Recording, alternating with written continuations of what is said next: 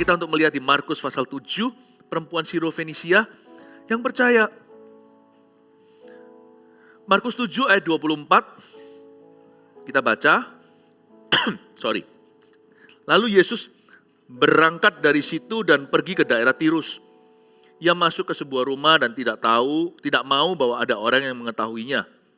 Tetapi kedatangannya tidak dapat dirahasiakan. Minum dulu. Malahan seorang ibu yang anaknya perempuan kerasukan roh jahat segera mendengar tentang dia, lalu datang dan tersungkur di depan kakinya. Perempuan itu seorang Yunani bangsa Sirofenisia. Ia memohon kepada Yesus untuk mengusir setan itu dari anaknya. Ini kasus kelepasan. Lalu Yesus berkata kepadanya, biarlah anak-anak kenyang dahulu sebab tidak patut mengambil roti yang disediakan bagi anak-anak dan melemparkannya kepada anjing. Kasar ya. Tetapi perempuan itu menjawab, benar Tuhan, tetapi anjing yang di bawah meja juga makan remah-remah yang dijatuhkan anak-anak. Maka kata Yesus kepada perempuan itu, karena kata-katamu itu, pergilah sekarang, sebab setan itu sudah keluar dari anakmu. Ini anaknya ya, bukan pegawainya. Perempuan itu pulang ke rumahnya, lalu didapatinya anak itu berbaring di tempat tidur, sedang setan itu sudah keluar, berhenti di sana. Tidak sekasar yang kita kira. Coba saya tunjukkan.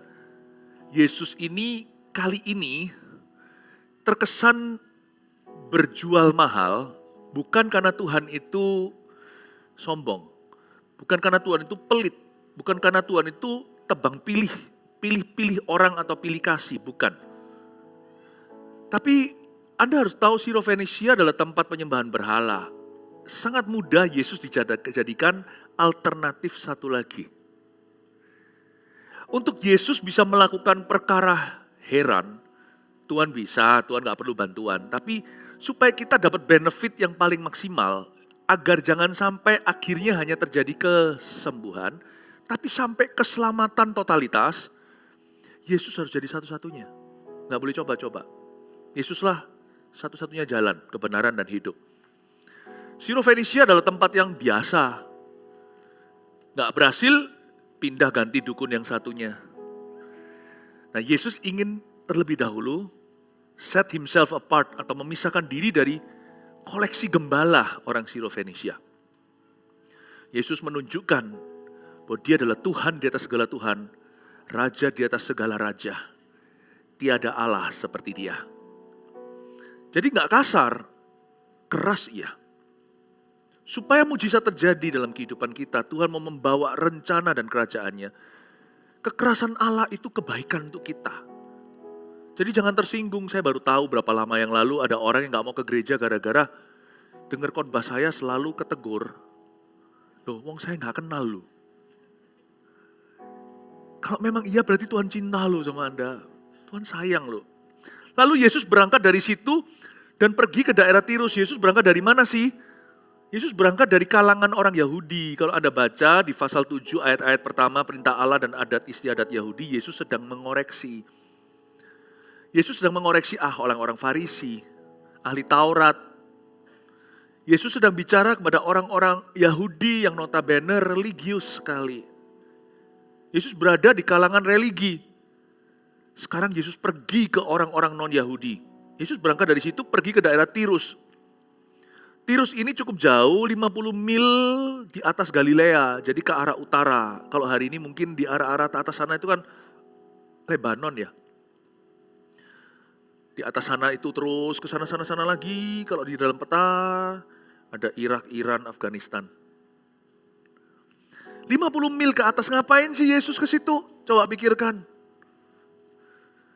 Tuhan itu tidak pernah iseng. Tuhan itu pergi ke sana cari wanita ini. Karena Tuhan tahu ada kebutuhan. Karena hanya Yesus yang bisa usir setan. Sebelum Anda dan saya beriman, Tuhan sudah tahu ada benih iman di hatimu. Tuhan sudah tilik kita. Bener loh itu. Wanita ini belum beriman, imannya pun masih off, perlu dikoreksi. Tapi Yesus tahu di situ ada iman. Jikalau anak manusia datang, adakah ia menemukan iman? Tuhan tahu ada iman, Tuhan tilik dia, Tuhan cari jauh-jauh padahal belum waktunya. Belum waktunya orang Yahudi dan orang Yunani bergabung dalam satu gereja. Belum.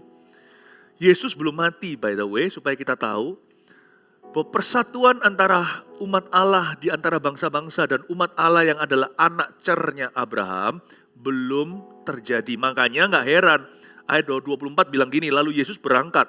Dari situ pergi ke daerah Tirus, ia masuk ke sebuah rumah dan tidak mau bahwa ada orang yang mengetahuinya. Dia gak kepingin orang tahu dia datang. Karena Yesus tidak dalam bisnisnya menciptakan kontroversi yang gak perlu. Kita itu juga gak usah takut sama manusia. Kalau kita penuh Yesus, kita gak akan takut apa kata orang, image-nya gimana. Asal hati kita benar dan melakukan kehendak Tuhan.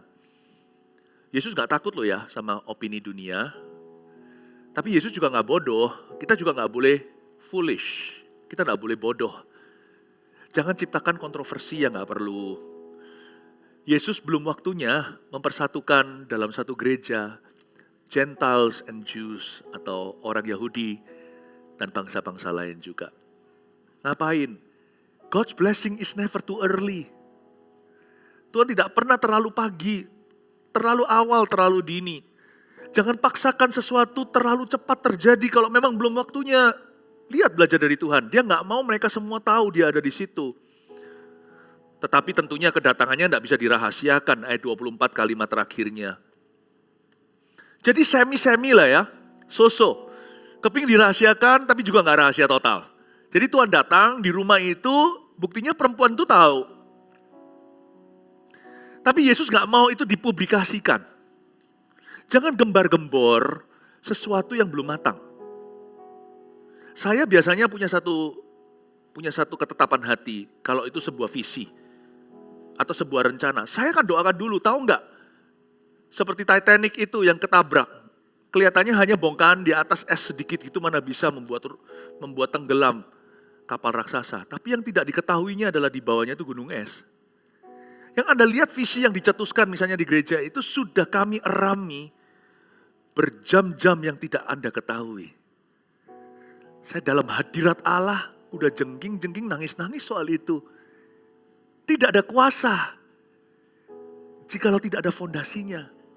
Kenapa banyak orang itu dikit-dikit langsung rencana, bentar-bentar koar. Yang digembar-gemborkan pengetahuannya tapi gak punya pengenalan akan Allah. Makanya apapun yang dikerjakan tiada kuasa. Apapun yang dikatakan tidak terjadi. Jangan sampai kita itu hidupnya dipenuhi dengan activity. Jangan dipenuhi dengan aktivitas saja. Hidup kita itu harus dipenuhi dengan persiapan yang mendalam. Whatever you do, gak hanya ministry, apapun itu. Siapkan karirmu kalau kita mau karir kita mengalami terobosan. Tahu gak fondasi daripada karir dan promosi dari Tuhan itu pernikahan? Gak percaya? Jikalau seorang itu selingkuh, atau seorang itu jatuh dalam dosa seksual, biasanya hancur pula, gak lama lagi terseret ke bawah. Dia gak mungkin bisa mumbul karirnya, gak bisa. Karena adultery is a career breaking sin. Karena perzinahan adalah dosa yang menghancurkan karir seseorang. Persiapan dan pernikahan itu persiapannya apa? Manusia-manusia Kristus masuk dalam hadirat Allah.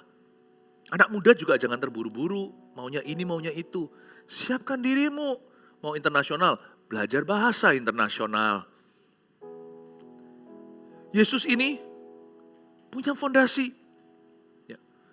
Nah di sini di ayat ini dikatakan tidak mau ada orang yang mengetahuinya. Tuhan tidak mau publikasi sebelum waktunya. Tetapi kedatangannya nggak bisa dirahasiakan. Jadi akhirnya ketahuan Tuhan datang di situ. Jesus is never too early. Tapi dia pergi ke sana ke Tirus. Ternyata cari wanita ini. Dia membuat sebuah exception atau perkecualian atas perempuan ini. Why? Karena Tuhan, di dalam Tuhan itu ada perkecualian loh. Ada perkecualian. Kalau orang lain kan ada lagunya kan, kalau lain ditolong saya juga. Itu bukan perkecualian, tapi jangan kecualikan aku. Orang lain ditolong, aku juga. Tapi juga bisa jadi begini bunyinya. Kalau saya ubah-ubah sedikit lagunya. Kalau lain tidak ditolong, aku pasti akan ditolongnya. Jadikan aku perkecualianmu. Tuhan itu membuat perkecualian karena iman. Karena apa? Karena iman kita. Iman tidak harus besar. Tapi iman bisa luar biasa. Iman itu bukan size-nya, iman itu ketetapan hati. Orang lain semua gugur, 1.000 di sebelah satu, 10.000 di sisi lainnya, tidak akan menimpa aku. Buat aku perkecualian.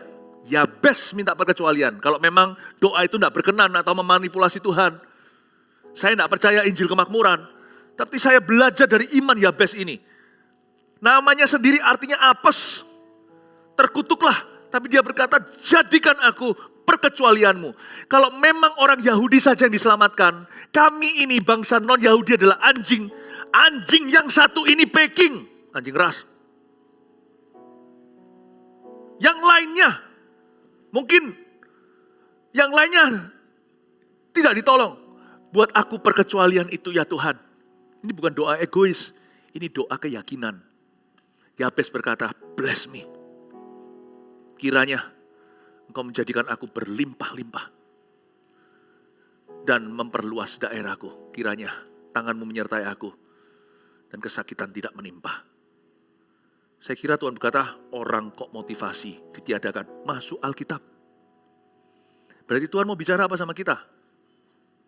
God makes exceptions because of faith.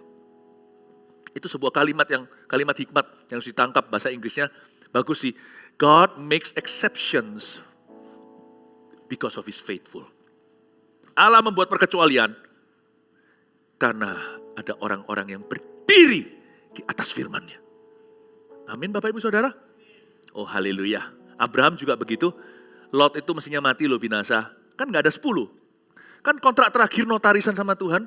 10 orang baru diselamatkan Sodom Gomora. Sodom Gomoranya gak selamat. Tetap Tuhan itu tetap konsisten dengan agreement atau perjanjian. Tapi Tuhan membuat perkecualian. Lot dan keluarganya diamankan. Itu gak ada dalam perjanjian. Pokoknya kalau ada 10, I spare the city. Kotanya gak jadi dipondar-pandirkan. 10 gak ada. Lot istrinya 2 orang anaknya. Menantunya gak mau ikut. Istrinya ngadep belakang. Jadi tiang garam. Si Lot sisa dengan 2 anaknya. 3 doang. 3 ini. Tapi 3 ini mestinya juga turut binasa. Harusnya masuk di dalam perjanjian sebagai orang yang dibinasakan. Jangan salahkan Tuhan. Tapi gara-gara Abraham itu bersikukuh. Berdiri yakin akan karakter ilahi. Dia tahu Tuhanku tidak begitu. Itu harus dilakukan oleh beliau. Karena beliau adalah keadilan. Tapi aku tahu Tuhan akan membuat perkecualian untuk hambanya ini. Abraham berdiri atas karakter Allah dan atas firman-Nya. Dengan iman. Bapak iman bukan? Perkecualian 3 diselamatkan. Saya beritahu, God makes exceptions. Karena itu jangan suka kita lihat orang lain, waduh gini gak bisa, ini gini. Wah ini semua pasti sudah habis. No. Anda bukan habis, Anda Yabes. Dan Tuhan itu pergi ke Tirus. Belum waktunya Injil diberitakan, mana ada amanat agung. Itu kan masih nanti setelah Tuhan dibangkitkan sebelum naik ke sorga ketika dia diangkat ya kan. Dan kamu akan menjadi saksiku di Yerusalem, Yudea, Samaria sampai ke ujung bumi itu kan. Tirus belum. Itu baru setelah itu diaktifasi. Setelah Yesus berkata kamu akan beritakan Injil, jadikan semua bangsa-bangsa muridku. Sebelum itu, Yesus hanya diutus kepada domba tersesat di kalangan Israel. Mati pun belum di kayu salib. Menyelesaikan keyahudiannya sebagai keturunan Abraham yang menggenapi janji Allah sejak purbakala. Bahwa keturunanmu nanti akan menjadi berkat bagi bangsa-bangsa. Itu bukan orang Yahudi, itu Yesus Kristus. Yang datang sebagai manusia keturunan Yahudi waktu itu. Yesus belum selesaikan keyahudiannya. Ada agenda yang dipercepat karena perkecualian iman. Yesus pergi ke Tirus. Karena faith always draws God near. Iman itu selalu menarik Tuhan. Memang betul kasih paling besar. Tapi jangan lupa ya, jika anak manusia datang, apakah dia menemukan iman? Dia tidak mencari pengharapan, dia tidak mencari kasih. Jangan lupa, kasih itu yang paling luar biasa. Betul, tanpa itu tong kosong nyaring bunyinya. Tapi kita harus mengerti, luar biasa sesuatu benda, dia punya fungsinya. Mungkin lemari Anda luar biasa, bikinan Itali, tapi tetap Anda perlu kulkas untuk simpan dagingmu, daging mentah. Kasih tidak menjawab semuanya. Dia paling besar, karena dia pucuknya. Dan dia adalah motivasi dalam segala sesuatu yang kita lakukan dan katakan. Tetapi imanlah yang mengaktifasi mujizat Allah itu iman. Itu iman. Do you believe what I'm saying to you? Percayakah kamu apa yang kufirmankan? Itu yang mengaktifasikan. Dan di Tirus ada seorang wanita dan Yesus pergi ke situ. Bahkan sebelum dia beriman. Tuhan itu tertarik untuk ketemu. Dibawalah murid-muridnya pergi ke sana. 50 mil sebelah utara. Jauh berapa kilo tuh? 80? Lalu Tuhan ke situ dan kedatangannya diketahui. Ayat 25. Malah seorang ibu yang anaknya perempuan kerasukan roh jahat. Segera mendengar tentang dia lalu datang dan tersungkur di depan kakinya. Perempuan itu seorang Yunani, bangsa Siro-Fenisia. Belum waktu ilahi orang Yunani diselamatkan. Belum ada. Lukas si dokter itu pun satu-satunya non-Yahudi yang menulis firman Tuhan, salah satu penulis Alkitab itu pun belum ada, itu zaman Paulus nanti. Perempuan itu seorang Yunani bangsa Siro-Fenisia, ia memohon kepada Yesus untuk mengusir setan itu dari anaknya. Ada sebuah kasus, ada sebuah kebutuhan. Ada seorang mama, mau bangsa apa kek, budaya apa. Kasih ibu itu sama di seluruh dunia seharusnya. Kasih mama. Dan dia terbeban untuk anaknya. Inilah kasus intercession atau kasus doa syafaat. Bukan untuk wanita Siro-Fenisia itu mujizat. Dia minta untuk anaknya. Anaknya dikatakan ditulis di sini kerasukan roh jahat. Saya nggak ngerti anak kerasukan roh jahat ini apakah dia itu insane, jadi orang gila gitu, linglung, atau dia itu kerasukan roh jahat di waktu-waktu tertentu. Ada orang yang kerasukan roh jahat waktu-waktu tertentu, misalnya jam-jam tertentu. Memang ada kasus begitu. Lalu tiba-tiba menggila. Ada juga orang-orang yang kerasukan roh jahat itu totalitas. 7 hari, seminggu, 24 jam sehari. Orang gila. Kalau Anda lihat di jalanan itu ngomong-ngomong sendiri. Saya berdoa supaya cepat lambat urapan kita mencapai satu titik di mana orang-orang gila pun akan waras. Ya, tapi kita perlu urapan tertentu nanti ketika kita sepakat. Gereja kita semakin erat. Dan semakin hari anggur kita itu semakin bukan jadi anggur lama, menjadi anggur tua seperti expensive wine.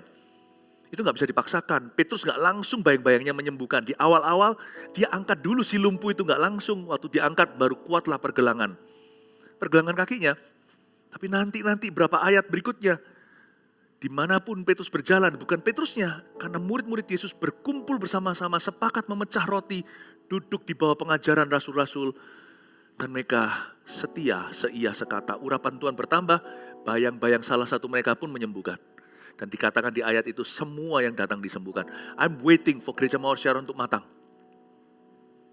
Untuk matang.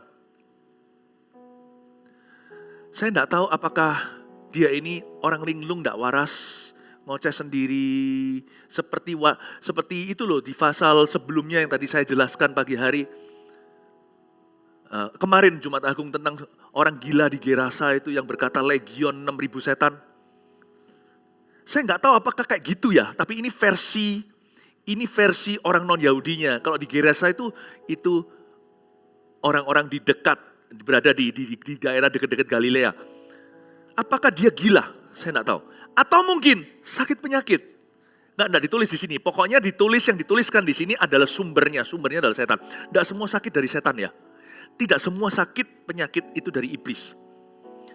Kadang-kadang ya sudah itu bawaan karena kita itu tinggal di dunia yang gak sempurna dan berada di dalam tubuh Adam dan Hawa. Ada orang tertentu makannya sayur-sayuran, sungguhan gak kalah unda-undi beda tipis sama sapi. Tapi kolesterolnya tinggi. Ya kita gak bisa ngomong, what can you say? Gak bisa. Gak semua dari iblis. Tapi ada yang dari ulah sendiri, ada yang dari dosa. Tapi tidak dipungkiri, ada yang dari setan. Saya pernah sekali mendoakan seorang tuli, long time ago. Waktu saya doakan, Roh Kudus gerakkan, tengking kali ini. Tengking setan. Roh yang membuat tuli keluar, setelah orang tuli saya tengking gitu. Wih, bukan tulinya mendengar dulu, tapi dia manifestasi. Kita doakan kelepasan, setelah itu telinganya bisa mendengar. Ternyata yang membuat dia tuli adalah roh yang membisukan. Tidak semua orang bisu, itu kesetanan tapinya. Paham maksud saya? Kali ini, mungkinkah kasus ini adalah kasus penyakit? We never know. Tapi Alkitab langsung aja ke intisari. Anak perempuan ini kerasukan. Bapak Ibu Saudara, hari ini nanti kita doa ya. Ya atau enggak, nanti di akhir daripada sharing saya, sampai di overflow semua, gampang lah. Kalau memang ada malingnya, polisi masuk ke rumah, nyalakan sentrongan lampu aparat, lalu tembak ke atas, dor! Kalau ada yang itu bukan kucing. Nanti kalau kita doa terakhir ya, saya akan pakai lampunya Tuhan, lalu saya akan pakai nama Yesus yang begitu kuat, nama yang hidup. Kalau saya bilang, dalam nama Yesus keluar, kalau Anda tidak menjerit, jangan pura-pura menjerit. Tapi kalau Anda diam aja, tiba-tiba ada sesuatu menjerit, ya sudah kita tangani itu. Berapa minggu lalu saya ketemu sama orangnya baru ketemu saya, langsung bantingkan badan. Padahal itu bukan orang yang cari perhatian. Mau sapa saya, kok pastor ini langsung begitu. Karena memang ada kasus berat dalam hidupnya, dan memang ada kuasa gelap yang mengikatnya. Ketika dia berkata, terang, terang, terang. Saya lihat kanan kiri. Saya tahu setan melihat Tuhan, bukan melihat saya. Tuhan itu terang terus. Dan saya bersyukur, kelepasan masih terjadi. Kelihatannya manifestasi, tapi sebenarnya ada sesuatu di hidupnya. Paham maksud saya? Setan itu keluar, nanti yang sembuh sakitnya. Orang itu manifestasi keluar setannya, tulinya berhenti dan dia bisa mendengar pertama kali. Jadi yang kita tengking adalah akarnya. Tanamannya akan berubah. Ada yang dari setan. Kok saya merasa di ibadah ini, saya perlu melakukan pelayanan kelepasan. Saya tidak tahu siapa dan apa, saya nggak ngerti. Kalau nggak ada ya nggak apa-apa. Ya. Nanti jangan sampai waktu saya bilang, dalam nama Yesus ada yang teriak karena mau belajar tarik suara. Mau cek apakah suaranya ada. No loh ya. Tapi intinya Anda tahu ya, this woman's family was in trouble. Wanita ini berada dalam sebuah keterpurukan. Anaknya apalagi, anaknya sang penderita. Ngalami sesuatu anak ini, saya nggak ngerti. Apakah anak ini dalam kondisi begini karena dia free sex? Apakah karena dia adalah lesbian? Saya nggak tahu apakah dia dalam pergaulan yang salah. Apakah dia pakai substance yang sekarang namanya narkoba. Saya nggak tahu, tapi pokoknya here was a trouble teen. Di sini ada seorang anak muda yang bermasalah. Dan mamanya pusing 7 keliling. Mau diapain anakku ini? Dan Tuhan pergi ke sana menilik mereka. Yaitu tepatnya di Siro Fenisia. Lalu Yesus berkata kepadanya, ayat 27. Biarlah anak-anak kenyang dahulu, sebab tidak patut mengambil roti yang disediakan bagi anak-anak. Dan melemparkannya kepada anjing. Tuhan bilang, gak mau ah. Kayak jual mahal. Sekali lagi jangan lupa tadi saya bilang apa di awal-awal. Tuhan bukan jual mahal. Tuhan mau pasang posisi dulu yang jelas. Supaya jangan sampai setelah sembuh orang ini kembali ke berhala lebih parah lagi dosanya. Yesus memasang posisi itu. Tapi kalau Yesus memang betul-betul jual mahal, Yesus gak akan ketirus. Ngapain nganggur apa ke sana? Gak ada orang berkata, iseng aku. Ayo nyetir 80 kilo. Gak ada. Yesus itu misionari. Dia pergi kemana itu by misi. Nah hari itu Tuhan menilik. Pergi jauh keluar kota. Puluhan kilo itu kayak dari Surabaya udah kemana? Udah kota lain, udah ke Jawa Tengah. Yesus menilik satu orang hanya untuk memenangkan keluarga ini. Tapi waktu ketemu, kok jual mahal? Tuhan tolong bebaskan anakku. Tuhan berkata, nggak baik kasih roti ke anak. Sorry, ini roti untuk anak, nggak baik kasih ke anjing. Tuhan buat lembut. Karena Yesus Kristus datang sebagai fisik Yahudi, Yesus harus menjelaskan pada wanita ini gini loh. How about our tradition? Kamu kan orang Siro-Fenisia, kan semua tahu diskriminasinya Yahudi. Kamu kan tahu, orang Yahudi gak boleh gaul sama orang Yunani. Petrus loh, disuruh ke Kornelius tuh gak mau kan awalnya, sampai, bukan gak mau, belum ketemu sih. Disiapkan Tuhan dulu sebelum orang Kornelius datang ketuk pintu.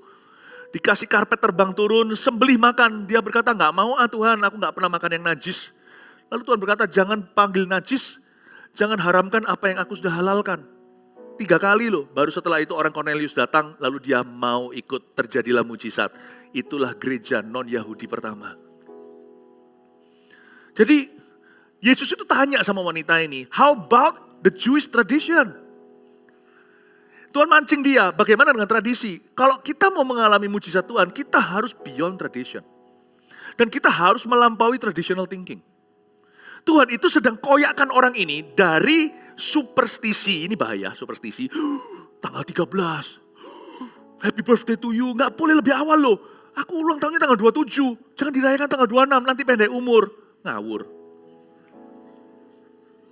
Berapa teman-teman Anda yang sudah meninggal muda, dirayakan tepat waktu kok setiap tahunnya.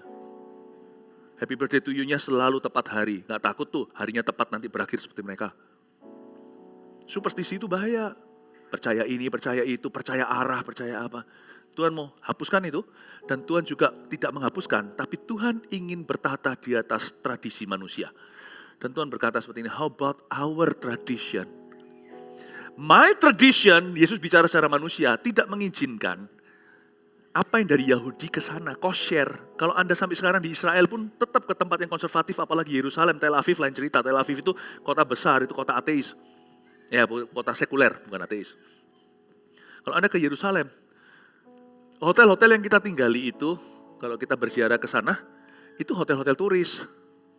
Yang Yahudi, jangan coba bawa kecap manis. Jangan coba bawa sambal. Anda taruh sambal di sana, dimarahi, dan itu meja nanti dibersihkan untuk dihalalkan. Itu sak spraynya semua bisa dibuang sama mereka, sak piring-piringnya. Strict. Tuhan bilang, how about my tradition? What belongs to the Jew? Apa yang milik Yahudi? Milik Yahudi, gak bisa milik you. How about your tradition? Bagaimana dengan tradisimu? Aku nih Yesus, aku nih orang Yahudi secara fisik. Kamu benci gak? Kamu benci gak?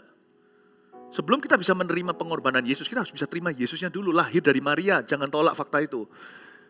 Ya lahir di Israel, jangan tolak fakta itu. Terimalah Yesus dengan semua biografinya. Yesus berkata, how about your tradition? Bagus loh. Dan Tuhan Yesus pakai cara yang lembut. Dari sini saya bisa ngerti karakter juru selamat kita itu loh. Tuhan kalau ofensif itu seperlunya. Dia gak pernah kontroversial. Kalau kontroversial itu seperlunya, kalau memang harus.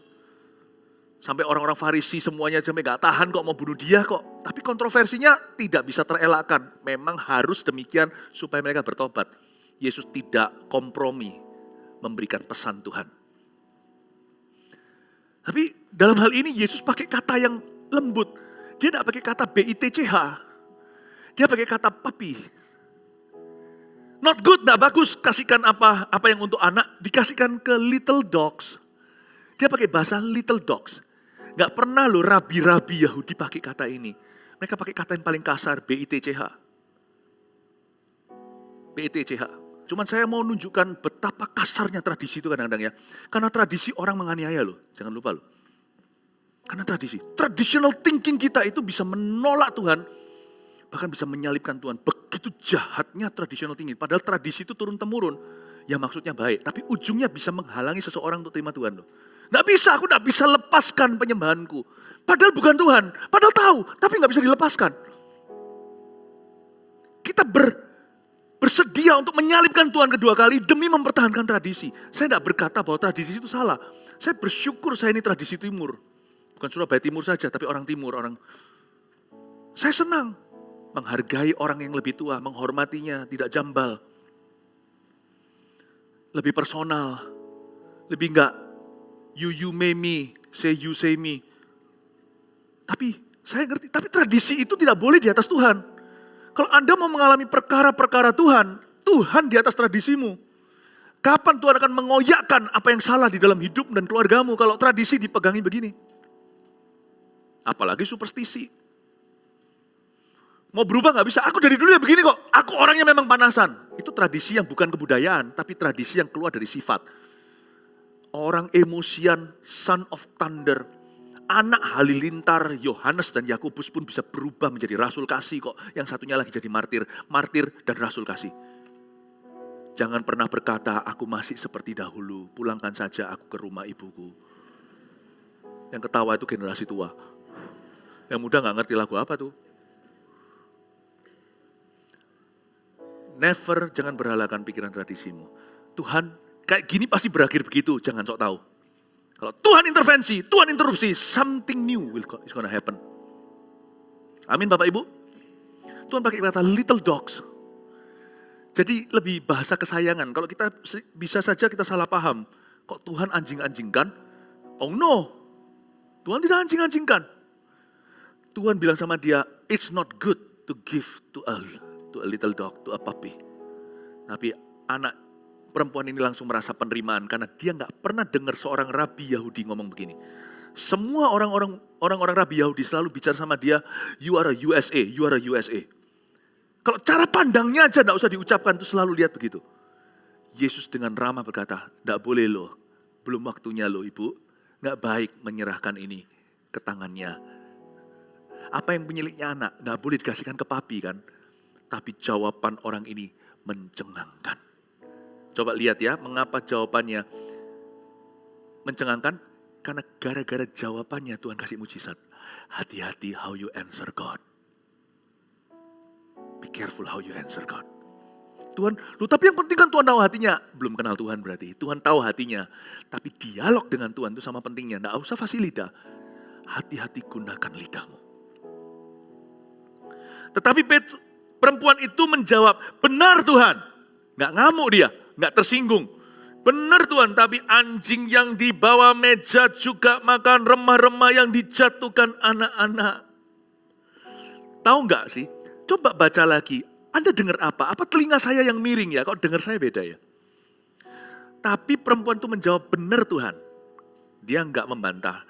Tapi anjing yang di bawah meja juga makan remah-remah yang dijatuhkan anak-anak. Perempuan ini minta perkecualian. Tahu Tuhan tradisimu. Aku udah buta tradisi Yahudi. Aku dari Siro-Fenisia itu 50 mil saja, itu kan masih tetangga. Masa kita nggak tahu sih Semarang seperti apa? Semarang ya pasti tahu lah, Surabaya apalagi ada jalan tolnya. Aku tahu tradisiku, aku tahu tradisinya orang Yahudi. Tapi buat ini kali kecuali. Dia meminta, dia appeal atau dia naik banding pada Tuhan Yesus, minta jalur personal. Tapi between you and me, antara engkau dan aku, lupakan Yahudi Yunani. Me and you, Yesusku, aku minta terbuka jalur personal. Ini yang disebut mujizat itu tidak ikut-ikutan. Setiap orang itu harus appeal ke Tuhan sendiri proposal. Gak bisa Anda minta visa USA yang sungguhan. Diwakilkan, gak bisa kan. Interview, lalu datang. Loh, kok bukan orangnya ini yang datang? Meskipun mirip, Anda apanya? Adiknya, atau kakaknya, atau bahkan bapaknya. Interview saya aja sama aja kalau anak saya langsung tidak dapat visa. Mujizat itu tidak bisa diwakilkan.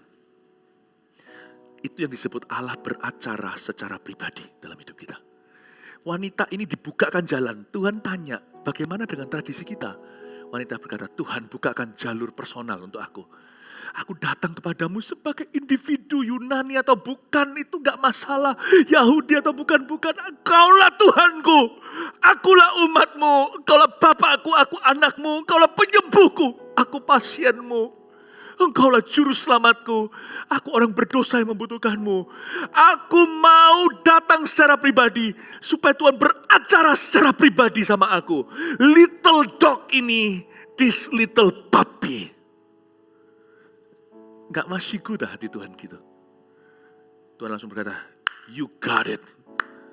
Tuhan langsung berkata, kamu akhirnya memahami. Gak apa-apa, ikut tepuk tangan. Tuhan langsung berkata, you got it. Seperti Einstein berkata, Eureka. Ketemu. Akhirnya Tuhan berkata, ini dia. Hari itu terjadi salvation. Ketika jarinya Tuhan ketemu dengan jarinya manusia. Seperti lukisan yang terkenal itu. Michelangelo atau siapa. Ting! Ciptaan terjadi. Setannya keluar. Jangan copy mujizat orang lain. Tuhan tidak punya satu metode tertentu. Tuhan tidak mau diikat dalam satu kotak. Tidak mau diikat dengan satu cara. Allah kita selalu punya cara yang baru untuk bekerja dalam kehidupan kita. Maka kata Yesus kepada perempuan itu, karena kata-katamu itu, pergilah sekarang, sebab setan itu sudah keluar dari anakmu. Perempuan itu pulang ke rumahnya, lalu didapatinya anak itu berbaring di tempat tidur, sedang setan itu sudah keluar. Luar biasa kan? Masih ada waktu sedikit, tak lanjutin berapa ayat aja. Saya tunjukkan metode berikutnya, sama spesialnya. Gak ada cara satu untuk menentukan Yesus bekerja. Yesus menyembuhkan seorang tuli, kemudian Yesus meninggalkan pula daerah Tirus dan dengan melalui Sidon pergi ke Danau Galilea. Di tengah-tengah daerah Dekapolis. Tetap di wilayah non-Yahudi ini, di situ orang membawa kepadanya seorang yang tuli dan yang gagap. Dan memohon kepadanya supaya ia meletakkan tangannya atas orang itu. Orang yang datang ke Yesus itu bukan si tuli itu. Yang datang sama Tuhan adalah temannya atau saudaranya, entah hubungan mereka apa. Orang membawa kepadanya seorang yang tuli dan yang gagap. Ini orang di Dekapolis 10 kota, berarti ini orang-orang di area non-Yahudi. Dekapolis itu apa? Daerah Gerasa, tempat orang berternak babi. Di situ bukan orang Yahudi. Orang Yahudi pasti nggak ternak babi. Kalau Anda mau tahu, mau punya peternakan babi, kayaknya di Bali. Di Solo susah. Di situ ada orang membawa kepadanya seorang yang tuli dan yang gagap. Mungkin orang itu pernah dengar Yesus melakukan apalah. Bagi dia dikiranya Yesus itu simsalabim abrakadabra. Dia berkata, dia memohon kepada Yesus, permohonannya benar. Tapi kayaknya ada superstisi di dalamnya atau mengotakkan Tuhan. Dia minta supaya Tuhan meletakkan tangannya atas orang itu. Orang itu menentukan gimana Tuhan harus sembuhkan. Loh, dia sih minta Tuhan sembuhkan, iya itunya oke. Tapi dia menentukan cara Tuhan menyembuhkan. Tak tunjukin ya, Tuhan Yesus mengejutkan sekali. Semua kita, sampai saya baca ini pun terkejut. Yang lebih terkejut tahu gak siapa? Yang tuli dan bisu. Diajak sama temannya, Yesus enggak. Terus dia ngomong apa yang gak dengar, si tuli ini cuman baca lips atau bibir, gerak bibirnya. Dan yang bawa tuli ini dan bisu berkata, Tuhan sembuhkan dia ya. Gini loh caranya, Tuhan mau diangkat tangannya, taruh di sini, lalu bilang simsalabim, open sesame. Ya, ayat 33. Tidak ada satu metode menjelaskan Yesus. Kalau Anda percaya. Dan sesudah Yesus memisahkan dia dari orang banyak sehingga mereka sendirian. Are you ready? Ia memasukkan jarinya ke telinga orang itu. Kaget gak orang tulinya? Dimasukin. Si tuli kan gak mau didoakan. Tuhan punya berbagai macam cara menyembuhkan. Ada kalanya Tuhan menyembuhkan orang karena orang itu punya iman untuk kesembuhannya sendiri. Ada kala Tuhan menyembuhkan orang karena bukan karena orang itu yang punya iman, tapi karena temannya yang punya iman untuk dia. Gak ada satu jalur. Yang ada hanyalah satu jalan. Yaitu Yesus adalah jalan kebenaran. Jangan tentukan. Ya. Dan lalu Yesus masukkan ke dalam kuping telinga orang itu. Lalu ia meludah dan meraba lidah orang itu. Yang kaget, baik yang temannya. Aku minta ditumpangi tangan. Yesus, duh. Jangan dicoba ya. Ini jangan ditiru ya. Yesus berhak. Karena zaman dulu waktu Yesus menciptakan Adam dan Hawa. Sebelum datang sebagai Kristus Yesus. Yesus menghembuskan nafas dan membentuk manusia dari tanah. Membentuk dari tanah itu kan perlu. Jadi Yesus itu nostalgia waktu menciptakan manusia pertama. Anda kalau coba begini, lain hasilnya. Yesus begitu, tuh enak kan nyantai ya. Yang terkejut, satu temennya. orang yang membawa kepadanya seorang yang tuli dan yang gagap itu. Dia berkata, jangan gini. Tidak bisa protes, sudah terlambat. Sudah. Yang kaget lebih lagi terperanjat, yang bisu dan tuli nggak tahu apa-apa. Masukin lidahnya. Dia kaget setengah mati. Jangan coba-coba tentukan caranya. Nanti malah Tuhan akan kasih shock terapi. Kalau iman itu yang simple, pada firman, tumpang tangan kek, lewat. Tuhan Yesus menyembuhkan dengan berbagai cara. Ada waktunya kalau Anda baca di kitab Injil, Tuhan sembuhkan tanpa kata-kata. Itu loh, mertuanya Petrus di Kapernaum, di rumah, tinggal diangkat gini. Nggak ngomong apa-apa, langsung berdiri layani. Langsung hospitality. Ada waktunya Tuhan hanya bicara. Kalau Yairus anaknya dibangkitkan dengan tumpang tangan, Yesus berkata-kata. Tapi yang ini nggak perlu datang, perwira Italia. Ucapkan kata saja dari jauh, terjadilah. Itu kayak seperti hari ini kalau lagi kita berdoa, letakkan tanganmu di tempat yang sakit, lalu pendetanya diurapi sama Yesus dan berkata, I speak healing in Jesus name. Nggak perlu Anda datang dan berkata, doakan saya tumpang tangan. Kalau memang ada gerakan tumpang tangan, Tuhan pasti gerakan nanti. Tapi beriman sama Tuhan itu langsung, jangan pakai transisi. Firman-Mu berkata, kau berfirman dan sembuhkanku. Aku tangkap itu bilur-Mu menyembuhkan aku. Ikuti instruksi. Asal bukan yang aneh-aneh. Oh mau sembuh, suruh jedukin kepala di pilar itu. Nah itu kan nggak memuliakan Tuhan. Atau disuruh menyembah benda tertentu. Nah itu kan melanggar firman malahan. Tapi kalau tumpang tangan tetap bukan. Kadang-kadang Yesus mengucapkan satu kata aja pada perwira Italia itu. Maka hambanya sembuh di rumah detik Yesus mengucapkannya. You just go home believing in the word. Oh tadi ketika diucapkan, Anda sambil tumpang tangan ke area yang sakit, I speak healing in Jesus name. Aku ucapkan kesembuhan dalam nama Yesus. Boom, terjadi. Ada waktunya tumpang tangan, ada waktunya gandengan tangan. Tuhan itu tidak bisa ditekan metodenya. Dan kali itu, karena Tuhan sering tumpang tangan, mereka kira tangan Tuhan itu yang keramat. Tangan Tuhan yang sakti. Mereka tidak melihat who he is. Mereka tidak lihat siapa dia dan pengajarannya. Mereka tidak lihat janji dan firman. Mereka tidak lihat siapa Tuhan. Mereka lebih melihat metodenya. Kadang Tuhan pakai firman, pakai kata-kata maksudnya. Dia selalu berfirman. Kadang-kadang firman tidak berkata-kata. Kadang-kadang lewat jamahan. Kali ini diludah. Jangan coba-coba tentukan. If you want to get healed, only believe in His promise. Dan terbuka aja hatinya untuk dijamah. Kemudian sambil menengadah ke langit, Yesus menarik nafas dan berkata kepadanya, Ephata, artinya terbukalah. Dan terbukalah pengikat lidahnya. Bapak Ibu Saudara, saya nggak bahas lebih lanjut, tapi saya mau dorong Anda. Apa yang jadi kebutuhan Anda? Waktu kita masuk hadirat Allah, percayalah. Ada orang yang berkata begini, waktu masuk ke gereja tadi baru masuk aku langsung nangis. Langsung dijamah Tuhan. Anda udah ketemu Tuhan. Kadang-kadang pendeta doakan, jika ada kesempatan. Itu juga cara Tuhan. Carilah penatua, dituangi minyak. Dituangkan minyak.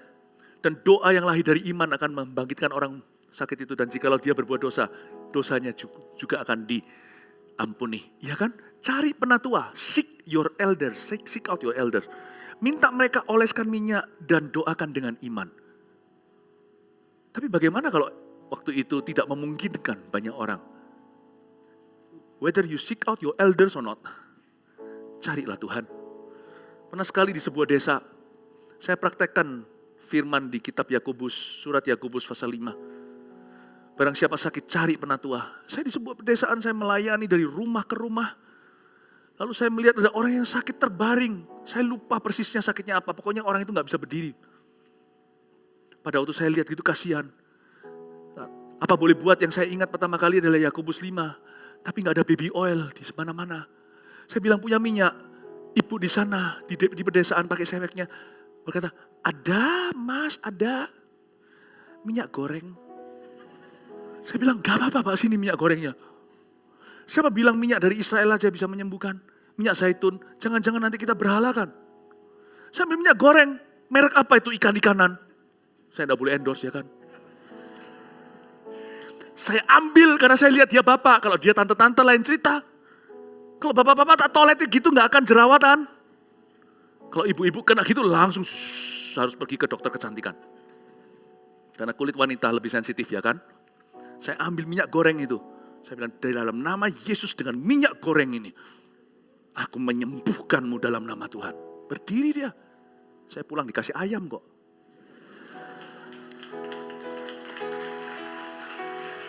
Haleluya. I want to see Jesus.